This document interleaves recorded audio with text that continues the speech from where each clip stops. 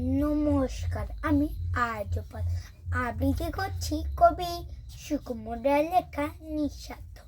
গোপালটাকে হিংসুটে মা খাবার দিলেন ভাগ করে, বললেন নাকো মুখেও কিছু, ফেললো ছুঁড়ে রাগ করে।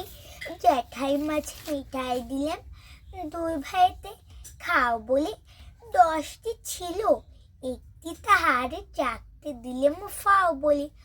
আজ নতে ভাগ করে তার 3টে দিলেন গোপালকে, তবুও কেবল হ্যাংলা ছেলে আমার ভাগে চোখ রাখে।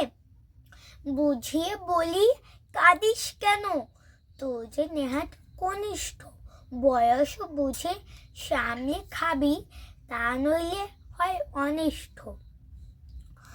3টি বছর তফাৎ মোদের, জেদা হিসাব গুনতি তাই, মোদ্দা আমার 6খানি হয়, 3 বছরে 3টি পাই।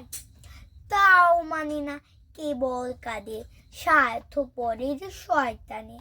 শেষটা আমার মিঠাইগুলো খেতেই হলো সবখানি। আমার কবিতা যদি ভালো লাগে অবশ্যই লাইক অ্যান্ড শেয়ার দিয়ে যাবেন। টাটা।